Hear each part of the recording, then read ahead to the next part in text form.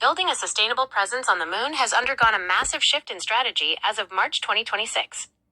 NASA has officially sidelined the Lunar Gateway space station to prioritize the Artemis base camp directly on the lunar surface. The goal is no longer just visiting the moon, but living there. Here is the latest on the habitat plans and the high-tech gear being prepared for the lunar South Pole. 1. The habitat plan, Artemis base camp.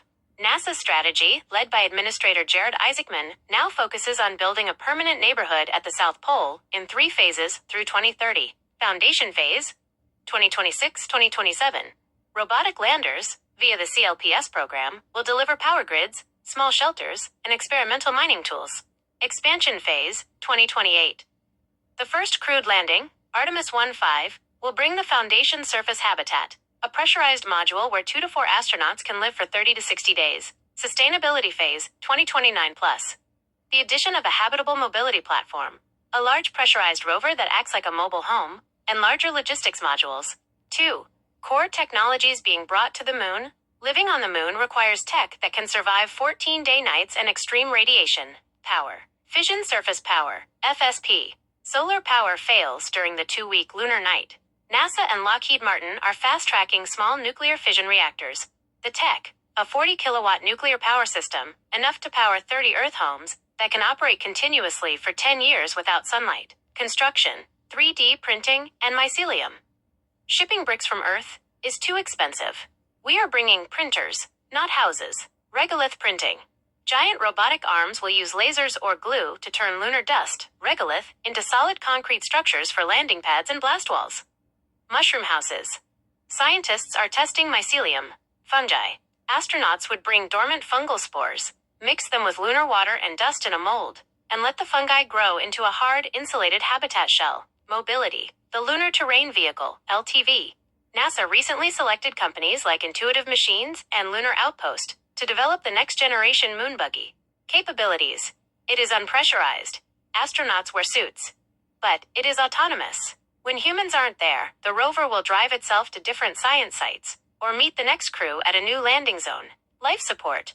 ISRU. In situ resource utilization. The pilot, Polar Resources Ice Mining System, is a key tech being sent to the South Pole. The goal? To mine water ice from permanently shadowed craters. This ice will be melted and split into oxygen for breathing and hydrogen for rocket fuel, effectively creating the moon's first gas station. 3. The International Competition, ILRS. China and Russia are collaborating on the International Lunar Research Station, ILRS, which is on a very aggressive timeline.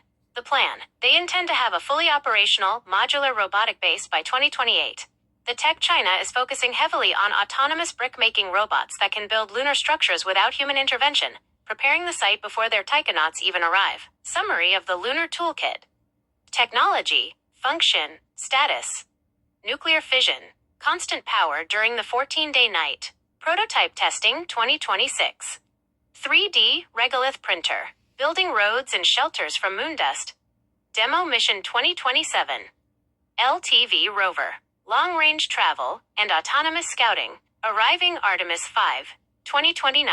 Starship HLS, acting as a temporary high-rise apartment. Demo landing late 2026. Are you interested in the specific science experiments they plan to run inside these habitats, or perhaps more about the spacesuits they'll be wearing? The plan to find water ice on the moon has shifted from orbital guessing to on-site drilling. As of April 2026, we are using a combination of high-resolution mapping and robotic hoppers to pinpoint exactly where the ice is buried. Here is the current strategy to locate and verify lunar water. 1. The ShadowCam breakthrough. March 2026. One of the most important updates comes from ShadowCam, an ultra-sensitive camera on the South Korean Danuri orbiter. What it found? In reports released just last month, ShadowCam provided the most detailed images ever of permanently shadowed regions, PSRs. The result? It discovered that ice isn't just a thick sheet covering the floor of every crater. Instead, it appears to be patchy, concentrated in small pockets, about 20 to 50 meters wide. This tells mission planners exactly where the robots need to land to find the highest concentrations. 2. Robotic hoppers. The 2026 strategy. Because the South Pole is filled with treacherous, jagged craters, standard rovers can't easily get inside them. The solution is the Micro-Nova hopper, also known as Gracie. How it works. This is a small rocket-propelled drone delivered by a commercial lander, like the intuitive machine's Athena. The mission. It hops from the sunlight directly into the pitch-black craters. It carries sensors to detect hydrogen signatures, which act as a scent for water ice. Once it finds a good spot, it transmits the coordinates for future human missions. 3. The Trident Drill. Drilling for lunar gold. Finding ice on the surface is only half the battle. Much of it is likely buried under a layer of dry dust.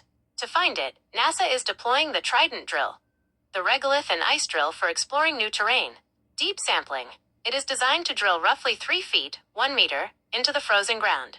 Instant analysis. As the drill brings up soil, an onboard tool called M-Solo, a mass spectrometer, sniffs the samples to see if they contain water molecules, methane, or ammonia.